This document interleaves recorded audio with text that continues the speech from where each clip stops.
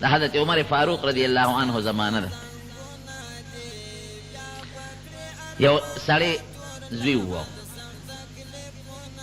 دا سړی راغی حضرت عمر فاروق ته شکایت وکړي صاحب زوی ووالم. هغه سمنجاري کې د زوی راولې،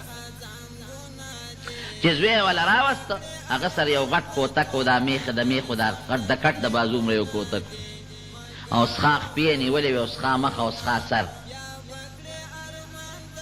دا ستا زوی دی؟ او هلکه دا سپي دې سخا نیولې دي، مخ دې سخا نیولې دی، ته مونځ نه کوې؟ لا سپي نین دی؟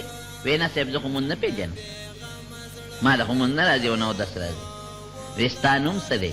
وی زما نوم جعل دی. جعل جعل په عربۍ کې ګونګټ ته وایي، ګونګټ مې نوم دی. پلار ته یې وله مخ ور واړو، نیکبخته تا دې زوی له ګونګټ نوم ایښودی دی، چې ته خشته نوم نو چې تا دې زوی له ایښودی وي، داسې نوم دې وله څخه ایښودی دی. د پیغمبر نوم یا د صحابو نوم دا تا چېته نه مونته، ګونګټ نوم ایږدې زوی له. وی دا زوی پلار دې ولې والی دی؟ ګوره دې پلار ته یې وله مخ واړو، وی دا اودس چل دې ورته نه دی ښولی، د مونځ چل دې ورته نه دی ښولی، نه مونځ پېژنې او نه اودس. دا خو به لومبې ورته تخی، استاد له به یې بوځې، عالم له به یې بوځې، هغه به ورته چل وښیي. نه دې ورته اودس چل وښو، نه دې د مونځ چل ښولی، نه د قرآن ورته ښولی دی، نه د ذکر استه نه دی خبر. وی دا پلار دې ونیوالی. وی صاحب زه چې په ښه بده پوه شیم نو دې پلار راله دا کوتک را کړی دی او دا غټ خري دی را کړي چې دا ځنګل ته بوزه او سره وه، دقه چلې راته ښولی او دې بابا راته ویلي چې دا خره کله په جګړه شي په یو بل چکونه لګوي نو خر به څه کوم ځای نه نیسي، خر خو د خپې نه نه شي نو وی تاله لته درکوي. نو ده راته دا چل ښولی چې دا کوتک به دې دواړو له په منځ کې رابری، نو یو به یو خوا تښتي بل به بل خوا تښتي. نو زما خره چې کله په جګړه شي کوتک اوچت کم دی منځ یې واله راوبرو په دې خلاص شي. وی نن چې کور ته رالم نو بابا او بیبې مې په جګړو د یو بل ګریوانونه یې نیولي. چغه مې ورته وواله بابا پرېږده مور مې ده، بیبي پرېږده بابا مې دی. وی خوند یې نه کو، یو بل یې نیولي و د ګریوانه. وی چې ده کوم چل ښولی و مې وکړه کوتک مې اوچت کو دې منځه مې وله راوبرو، یو خوا تښتېده او بل خوا. خو د خوش قسمتۍ نه هغه کوتک مې د بابا په سر ور برابر کړ. حضرت عمر رضی الله عنه ورته وی ګوره غلطي دی د زوی م ده خو ستا غټه غلطي ده، تا ده ته عقل نه دی ښولی، ادب دې ورته نه دی ښولی، دین دې ورته نه دی ښولی، شریعت دې ورته نه دی ښولی. هغه د مور او پلار نه څه خبر دی، د پلار د حق نه څه خبر او د مور د حق نه څه خبر. د پلار احترام به هغه څوک کوي چې د پلار د حق نه خبري، د مور احترام به هغه څوک کوي چې د مور د حق نه خبري. یو بچی چې ته چا کالج کې داخل کړی و، هاسټل کې دی راوړو، پلار یې ملاقات له ورغی. نو پخوا خو به د خلکو غټې د خامتا جامې چولې وې او د خامتا پټکي به یې والي او سپلی به هم زړې وې، دومره مالداري هم نه وه. غریب هم شال بیشل د خامتا جامو کې او د خیرن پټکي سره لاړل ته ورغی چې د زوی ملاقات کړو. چې ورغی هغه زوی نه چا تپوس وکړ، وی دا څوک دی؟ پې شرمېده، وی دا زمونږ میخې ساتي، د میخو مزدور دی، میخې راله ساتي. شرمېده پې چې دې بار ووته چې چای مې راوړله، پلار نه چا تپوس وکړ، وی دا دې څه دی؟ وی دا مې زوی دی او زه یې پلار یم. وی خو وی چې دا زمونږ د میخو سړی دی، میخې راله ساتي. وی او د مور میخه ده دې وله ساتم، مور یې میخه ده، دې د میخې مزدور یې مور وله ساتم. دا ولې؟ دا عقل دی مونږ بچو ته نه دی ښولی. زمونږ ماشوم بچی چې پیدا شي نو مونږ ورته صرف یوه لاره ښایو، بچی ډاکټر به جوړېږي، انجینیر به جوړېږي، افسر به جوړېږي او غټه تنخوا به پیدا کړي او ډېرې پیسې به ګټې. دا ورته غوږ کړي. ټیک ده، ډاکټري جوړېدل ښه خبره ده، یو سړی ډاکټر شي ستا د صحت علاج به وکړي، ستا صحت ښي مونځ به وکړي. انجینیر جوړېدل بهتره خبره ده، د دنیا نظام په انجینرۍ روان دی. دا بجلی چې موږ په جومات کې استعمالوو، اوبه پرې راوباسو، ګاډو کې ګرځو، جزونو کې ګرځو، انجینرانو برکت دی. بېشک دا ښه پیشه ده، بهترینه پیشه ده، دنیا نظام پرې روان دی. اقتصادي معاشي ماهر جوړول ښه خبره ده، د دنیا نظام په هغې روان دی. لیکن ورسره په یو پنځو کې یو خو اقدام ورته واچه، قرآن هم زده که که. پنځه بچي دي نو زه څلور اخوا که، نو یو خو قرآن ته هم زده که که نه، قرآن ضروري نه دی. ډاکټري، انجینري، اقتصادیات و مهارت، معاشیات او دا ضروري څیزونه دي، بېشک موږ منو، خو دا قرآن هم ضروري دی که نه، پیغمبر هم ضروري دی، خیرت هم ضروري دی، دین هم ضروري دی، حیا او پرده هم ضروري ده. دې هم یو پکې وقف که که نه.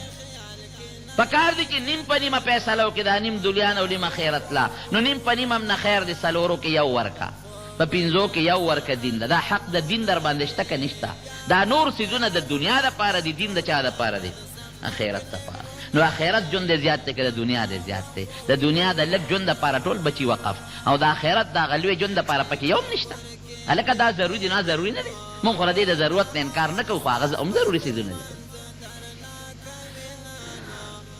امام ابو حنیفه رحمت الله علیه بناستو درس پې کو او د درس د فقه د جزئیات پې رایستل د قرآن او د حدیث نه پلار دې ته وایي امام محمد ابن حسن د پلار نوم حسن دی هغه د امام محمد راوسته امام صاحب ته کېن مولانا صاحب دا بچی ما راوستی دی او دته څه علم وښایه دا بچی ډېر ښه و ښکلي نو هغه وی چې دی خو نوجوانه لږ دی خو د دې نورو طالبانو سره یو ځای اوس نشم وسولی وی بابا دې بوز او قرآن په یاد چې کله قرآن دې په یاد که نو بیا راوله بیا به ورته علم وښایو مطلب دا چې په دوه درې کاله کې به دې قرآن یاد کړي نو بیا به عمر زیات شوي په مخ به یې ږیره راغلي هغه چې لاړ په اوور ورځې پس راغی بیا یې راوسته وی مولانا صاحب دا بچی مې راوستی دې ته څه د فقه مسایل وښایه وی بابا تا ته ما نه وي چې قرآن په یاد کا وی یاد یې که په اوور ورځې کې الله داسې پوه او علم حافظه ورکړې وه چې امام محمد صاحب په اوور ورځې کې قرآن شریف یاد کړی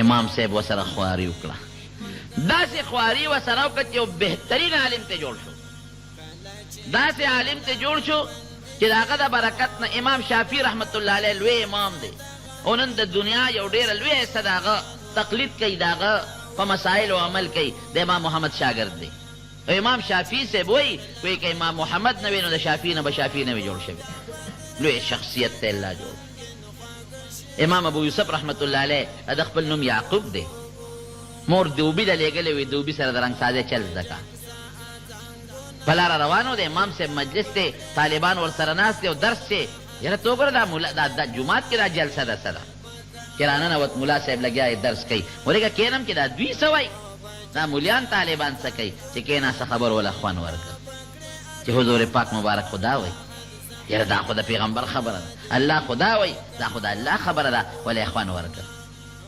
وخت به یې دلته تېره دوبي شکایت وکړه امام ابو یوسف مور ته یعقوب یې نوم و بیا بچی خو دې نه راځي مور ورته بچی تازه لېږم دوبي له چې چل زده کې ته څه کې ولې نه دی مور یې لار کې ملا صاحب ډېرې ښکلې ښکلې مسلې کوي ډېرې ښه شته د خدای خبرې کوي د خدای د رسول خبرې کوي ما له ډېر خوند راکوي هغه ته کښېنم ای بچې دا خبرې نور خلک شته هغوی به کوي که نه موږ به څه خورو ډوډۍ به د کوم ځای نه ته چې دا چل زده نه کې دوبي سره نو زه به څه خورم او ته به څه خورې پرېږده دا طالبان مولیان نور لږ دي هغوی به کوي ده لا خوند ورکړی وړه کې هغه خبرې پرتې وې نه ته چې مور به ولیږم دقسې به راغې کې به ناست امام صاحب ته یو ځل ورله مور راله امام صاحب ته مخامخ ودرېده ای ملا صاحب امام صاحب ورته یې ولې وي د ما دا بچی دې ماله خراب کړ برباد دی که د ما بچی لوپر دی که شر دی که ولې مور څه چل دی زه یې لېږم دوبي له چې دې څه هنر زده کړي چل زده کړي هنر زده کړي نو تا ځان سره کښېنولی دی هنر یې زده نه که زه به څه خورم دی به څه خورې امام صاحب ورته وایي مورې نو په یو ورځ کې خو هنر نه زده کېږي زه ورته ښیم که نه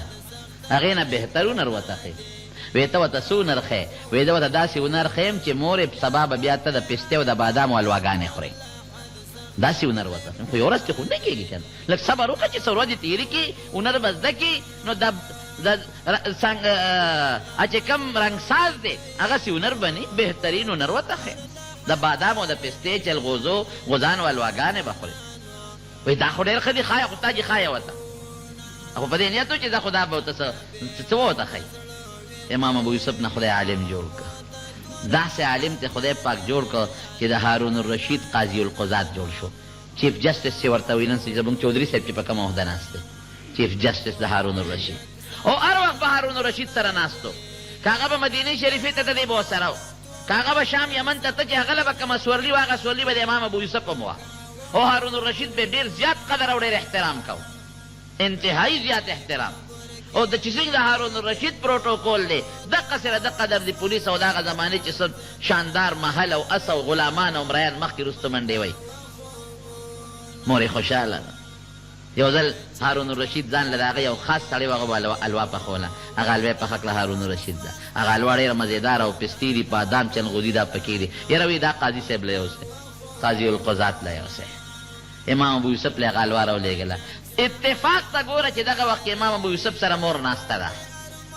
چې الوا یې راوړه، وایي مور یې دا وخوره. بچې دا څه دي؟ وایي د ما د استاد خبره دې یاده ده؟ څه درته ویلي زما استاد امام ابو حنیفه چې زوی ته دې داسې هنر ښیم چې سبا به د بادامو د پستې حلوا خورې. هغه هنر مې زده کړی دی، خوره د بادامو د پستې حلوا. وایي ستا په استاد دی الله رحم وکړي، ستا په استاد دی الله رحم وکړي. که ته هغه سره نه وې ناست بچې، جامې به دې نن د رنګونو ډکې وې، سر به دې سرتور و، نور ته به ناست وې او هېڅ ډوډۍ به نه د رنګ ساز به څونه نن به نور ته ناست وې. نن به د جامې د مختلفو رنګونو نه ډک، نن د باندې مخ او لاس تک تور د رنګونو نه ډک. اوس داسې هنر یې درته بچې ښولی دی، جامه دې سپینه، بادشاه دې اس نیسي او ګرځی دی. ستا په استاذ دی الله ډېر لوی رحم وکړي. نو امام ابو یوسف نه هغه شی خدای جوړ کړه چې کله مړ شو، چا په خوب کې امام محمد ولید. امام محمد الله د سره څوک کړل؟ امام صاحب دا لومبې شاګرد. وایي چې الله ته مخامخ شم، وایي یارېدم چې خدای ته به را سره څه کوې. وایي ما ته وایي چې مه یارېږه، دنیا کې مې ستا سینه د خپل کتاب او د خپل پیغمبر د کتاب د علم نه ډکه کړې وه، او کم سینه چې د خپل پیغمبر او د خپل کتاب د علم نه ډکه کم، هغه سینه د جهنم د اور نه نه ډکو. علم نور دی، رڼا ده، او د جهنم اور ظلمت او تیاره ده. نو تیاره او رڼا نه جمع کېږي، یا به تیاري یا به رڼا، یا به علم خو نور دی، رڼا ده د قرآن او د حدیث، یا به سینه کې دا شی پروت دی، او یا جهنم اور خو تیاره ده. دا دواړه کم دی یو ځای کېږي. بیا مې تپوس وکړه چې امام ابو یوسف څه شو؟ وایي بره مرتبه کې ناست دی. بیا مې تپوس وکړه چې امام ابو حنیفه رحمت الله علیه څه شو؟ وایي د هغه خو تپوس مې وکړه، خو په ډېرو اوچتو مرتبو کې ناست.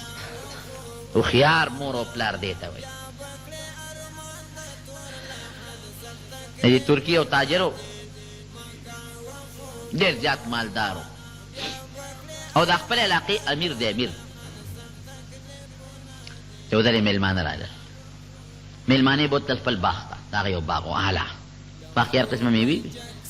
چې باغ ته یې بوتل، د باغ یو غلام و، د هغه غلام نوم مبارک و. د خپل غلام ته وایي د مبارک ته، هله مبارک یو انار خشته وګوره راوړه.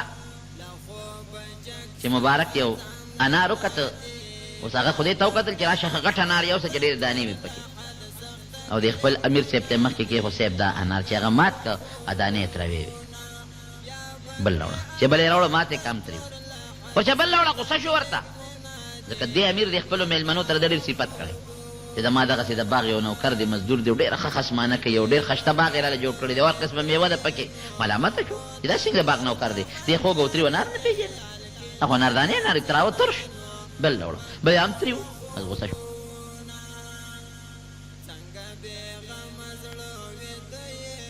د باغ څه خدمت کوې؟ وایي صاحب زه خو دې له تا نیم ساتلی چې زه تریو خوږ به ګورم، زه چې څه مقصد له تا مقرر کړی هغه مقصد زما پوره دی. باغ به خشته ساتم، څوکۍ کوم، خصمانه کوم، راشه بوټي وګوره څونه خشته، ګلونو ته وګوره. ته د دې انار نه خورې؟ وایي نه، انار ستا د دې ټول باغ میوه ما په دې زندګۍ کې په دا ژبه نه دی ښودی، دا خو حرامه ده، ګناه ده، ما کار څه دی؟ خوشحاله شو، سترګې نورې موچتې شي. وایي ښه داسې کار دی، نن به ستا په دې باغ ته بل څوک مقرر کړي، او ته به زما په کور کې دننه خدمت کې په محل کې. ته خو ډېره لالي ښه ده، ته تا د باغ خدمت نه کوم، د خپل کور د محل زما بچو هلته به هلته یې منتقل، چې هلته یې منتقل که خپل محل ته. دا امیر صاحب یو ځل پریشانه ناست، ډېر پریشانه خفه دی. دا مبارک ورته وایي حضرت نن ډېر پریشانه نه یې؟ وایي یو یم پریشان. صاحب ولې پریشان یې؟ وایي زما یو لور ده، ډېره زیات تا ته پته ده، ډېره خوبصورت ده. واقعي او د دنیا بادشاهان زامن له ځان له غواړي او مالداران خلک غواړي، فیصله نشم کولی. د دې لور را سره فکر دی چې خدای را چاله ورکړم، په دې سوچ کې مې چې هسې نه داسې ځای کې ورکړم چې سبا دا خفی. واقعي اولاد سره بیا پلار مور خفی چې دا خفی او نو څه ظلم نه کوي، زیاتې ورسره نه کوي، دا څه وکړم؟ په دې پریشانۍ کې پروت دی. دا مبارک ورته وایي صاحب دا خو د پریشانۍ څه خبره نه ده، زه یو مشوره درکړم. او وایه مبارکه ته خو خالق یې، ښه سړی وکړه مشوره. وایي ګوره زمونږ خوشحاله ژوند د خپل ښکلي پیغمبر د سنتو په تابعدارۍ کې دی. زمونږ ښکلی پیغمبر چې نور راغلی د هغې نه مخکې خلک په ډېر لوی جهالت کې پراته او زمونږ ښکلی پیغمبر چې راغی خلکو ته ښکلې طریقې ښولې نو خلکو خوشحاله ژوند تېر نو موږ به دنیا کامیابي په دې کې ده چې پیغمبر علیه السلام په طریقه عمل وکړو او د آخرت کامیابي په دې کې ده او سکون به وي اطمینان به وي نو صاحب زما خدای ده چې کم په دې رشتو کې نیک انساني د خدای او د رسول نه یریدونکي انساني او د پیغمبر علیه السلام د طریقو پابند انساني دا لور د هغه له ورکه مالدارۍ او غریبۍ ته یې مه ګوره مالدار دی غریب دی هر څوک چې دی خو چې د خدای نه یریږي نو ستا د لور حق به ساتي چې د الله نه نه یریږي که مالدار مې ستا د لور حق به نه ادا کوي چې د سنتو تابع وي لور به دې ورسره خوشحاله الله به ستا د لور او د هغې په زړه کې برکت واچوي خوشحالي به خو د الله په لاس کې ده مستقبل جون خو د الله په لاس کې دی نو چې ته د الله او د رسول د تابعدارۍ خیال وساتې انشاءالله چې لور به دې هم خوشحاله زوم به دې هم خوشحاله او ته به هم خوشحاله اس فکر په دې کې د فکر خبره خو نشته او بیا مثال ورکړه چې حضور پاک مبارک وګوره څومره لوی شخصیت او د خپله لاس یې خپله لور حضرت علي له ورکړه چې د هغې سم نو حضرت علي صاحب واقعي چې مدینې ته هجرت وکړي سیم نو خپل کور هم د علي صاحب نو کور کې منګې هم نو او د خپله لاس یې وله لور ورکړې او فلانکي صحابي حضرت عمر ته وګوره حضرت ابوبکر ته وګوره دا مثالونه یې ورکړل بس بادشاه ورته ویې غامر وي مبارکه الله د سره خو که زما خو د زړه غم غوسته لاړ ښځې ته کېناسته ښځې ما له خدای مبارک ډېره ښه مشوره راکړه ښځه ورته وي یو لا خو ښه مشوره در کړې ده بس دی چې څوک په رشتو له راځي دی کې وګوره چې کوم دینداره دی د مونځ پابند دی الله نه یریږي زړه کې د خدای یره ده بس هغې له به یې ورکړو ښځې یو خبره درته نه کوم وایه سړیه وایي دا مبارک ښه ده چې در یې ورکړو دا څومره دینداره دی او څومره نیک دی زمونږ په دې کور کې اوړې راوړي او زمونږ د باغ میوې قدر یې نه ساکلې هغه نوکر ده ښځه باندې خو پیریان راشي که نوکر غلام چې زمونږ غلامي کوي زمونږ سونو ته ګیاګانې چې او زمونږ خدمت کوي دله ورکړو ګوره ښځې ده کې غلامي پرېږده وه چې زه به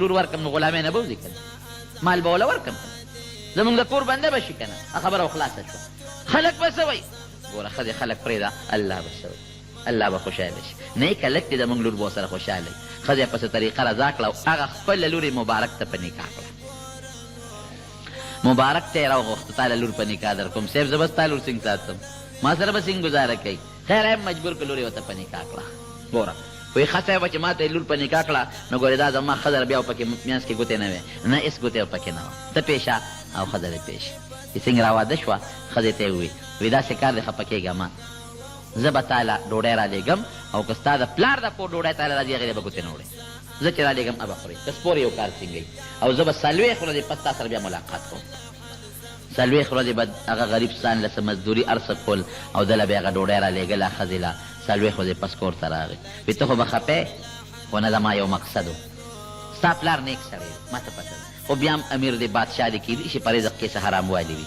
نو ما مزدوري خواري وکړه ستا د پلار نه پټه او ما حلال رزق په تا څلوېښت ورځې خوړه چې ستا په وجود کې ستا د پلار د کور کومه وینه چې هغه خواچي دا پاکه وینه جوړه شي ولې نیت مې سره نیت مې دا دی چې که موږ له خدای بچی راکړه الله نه به غواړو نو زه په هغه بچي د پیغمبر علیه السلام دا حدیثو خدمت کول غواړم علم پې زده کوو نو چې ستا وینه هم پاکوي زما هم پاکوي او بچي هم الله پاک راکړي نو دا به ډېر خوند وکړي ډېره ښه ده خدای پاک وله بچی ورکړه هغه یې نوم کېښود عبدالله ابن مبارک خشته نوم یې وله کېښود اوس ګوره قدرت ته هغه سړی مړ شو هغه امیر تاجر بلا مال دته مبارک ته پاتې شو مور او پلار دا ماشوم لویی خدمت دا تاریخي خبره ده حقیقي داسې حقیقي خبره لکه د روسپیکر دې مخ ته چې ګورې د دروغو منګلت قصې نه ده تاریخي واقعات دي مضبوط تاریخي ورو لوېده مور او پلار ورسره خدمت کوي چې دنه نیک جوړ شي د دنه خشته عالم جوړ شي د الله یو اراده یو د بنده بله دې په دې لکانه کې بل طرف ته ته پیسه ډېره وه دولت ډېرو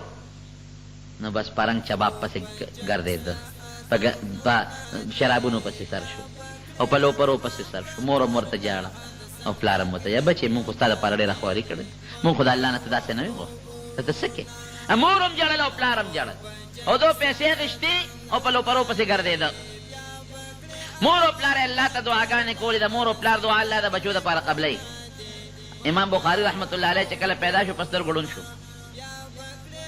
مور الله ته جړل یا الله ما خو دا بچې دی له نو غوښتې دی خو ما غوښتې چې دی ستا د خپل پیغمبر علم حاصل کړي الله دا خو ړوند شو دی به علم څنګه حاصلوي حضرت ابراهیم علیه السلام یې په خوب کې ولیده هغه وله زیر یې ورکړه بیبي جاړه ما زوی دی خدای جوړ کړی دی چې د خوبه راپاڅېده امام بخاري یې وکت خدای پاک یې سترګې جوړې کړې د مور پلار دعا الله د بچو دپاره قبلوي. نو هوښیاران بچي هغه چې د مور او پلار نه دعا والي، خیرت یې نه الي، د مور او پلار په خبره عمل وکړي، ازار د خولې نه نه وباسي. بعضې وخت کې دې مستي وکړي او د مور یا د پلار د زړه نه یو ازار وځي، بیا پرې وروسته مور او پلار هم خفه یو دی هم خفه خو یو تیږه ده او یو میزایل دی چې خوشې شو بس د مور او پلار له به نه ازار. په سوونو مثالونه به درته وښیم چې چا د مور او پلار له ازار کړی دی نو ژوند یې خراب دی. مور او پلارو ته دعا کړي چې الله زموږ دا بچی نیک دی. یو ځل یو باغ کې ملاست دی اوده دی، دی خوب ویني خوب وی په یو باغ کې ملاست یم او دیم او یو مرغۍ راله او د باغ په یو څانګه کېناسته او هغه مرغۍ لګیا ده د قرآن شریف تلاوت کوي، الله ورته هدایت نصیب کوي. مرغۍ وایي الم یأن للذین آمنوا ان تخشع قلوبهم لذکر الله. معنی څه ده؟ مسلمان له اوسه پورې هغه وخت نه دی راغلی چې د ده په زړه کې د الله یره پیدا شي. مسلمان اوسه پورې دا سوچ نه دی کړی، دا وخت اوسه پورې نه دی راغلی چې زړه کې د الله یره پیدا شي چې دا خوب یې ولید راویښ شو، خو دا مرغۍ خو ما ته هر څه واورم، دا خو الله د مرغۍ د خولې نه دا اواز وویستم، بس راغې توبه یې وویسته. خو دا خراب سړی چې بیا توبه وباسي توبه هم بل شانتي پس چې مضبوطه توبه یې وویسته، زما د توبه یې الله بیا به داسې نه کوم. پلار ته بابا بس زما د لوفرۍ نه توبه، پیسې راکړه تجارت کوم. څونه پیسې؟ 50,000 راکړه. 50,000 دراهم یې وله ورکړل، ډېر شي او درهم ډېر لوی قیمت لري، یې ورکړل. بابا زه به څه موده بار یم تجارت به کوم، بس دې کلي کې نور نه دا د لوپری کلی دی.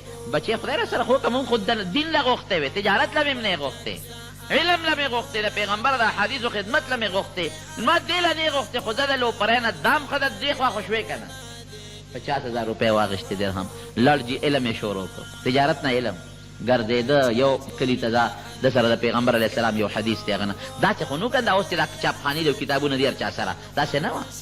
خو د حضور پاک نه صحابه او احادیث واورېدل، د صحابو نه تابعینو واورېدل. یو کلي کې به یو سړی و هغه سره به 10-12 احادیث یاد به ورته، یا به لیکلي ورسره، بل کلي کې بل کلي کې بل کلي کې نه اخبارات دي نه رسالې شته او نه چاپخانې شته. دې ګرځېده ورپسې 4,000 استادانو پسې وګرځېد، 4,000 استادانو پسې. ته خپل اندازه ولګوه چې دا 4,000 استادان خو په یو کلي کې نو، په یو ضلع کې به نو، په یو ملک کې به نو. دې د خراسان د مروې علاقې و مروزي ورته وایي. او دې صیبه د هغې خراسان د علاقې نه را روان شو افغانستان او عراق او کوفه او شام او بصره او سعودي او مصر او یمن، په دې نیمه دنیا وګرځېد. هغه سره 15 حدیثه دي ګرځي، هغه ته اخلي، بل سره 15 حدیثه دي، هغه نه لیکي ځان سره، بل سره دي بل سره دي، هنخته دې لګیا دی، بلا احادیث یې را جمع کړل. دا 118 هجري ده، ها 118 هجري د پیغمبر علیه السلام د هجرت 113 کاله تېر شوي او دې وفات په 181 هجري کې دی. بالکل نږدې زمانه ده، ډېره نږدې زمانه ده. راغې ډېره موده پس او بلا کوساروي بار کړي دي په کتابونو کې، جاوې ډکې دي او د پاسه پې څادرونه پراته دي. چې څنګه راغې پلار ته چا الوې، پلار ورته د ډېرې خوشحالۍ نه بار استقبال له ورغې. د شکل هم ښه و، جامې هم ښه وه، د سړي د رنګ نه پته لګي چې دا لوپر نه دی. پلار خوشحاله چې د بچي مې تجارت وکړو، عالم نه شو خیر دی، خو بلې ته به تجارت نه تللی دی، خو زه بیا هم څه نه څه ګټه به یې کړي و، خان یې راوستل. چې دې څنګه راغې بچې څه دې وکړل؟ بابا ناشنا تجارت مې وکړ. بچې څنګه تجارت دې وکړو؟ ګوره د نور خلک چې دي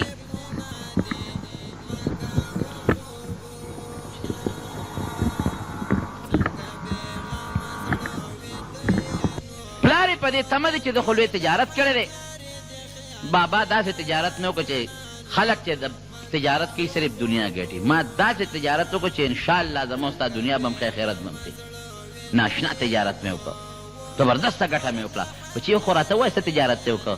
هغه بار نه یې ورته کتابونو بار نه څادر لرې کړه، وایي دا تجارت مې وکړو. دا سري دا د حضور پاک مبارک حدیث دی، ما را جمع کړي. 4,000 استادانو پسې بابا ګرځېدلې او ډېر لوی محنت مې وکړو. پلار یې خوشحالۍ نه وجړل. بچي دقه مهربانو د مشه 10,000 اشرفۍ وله نورې ورکړې. بچې ځکه نه که تجارت کې دې څه کمې وي باقي پوره کړه.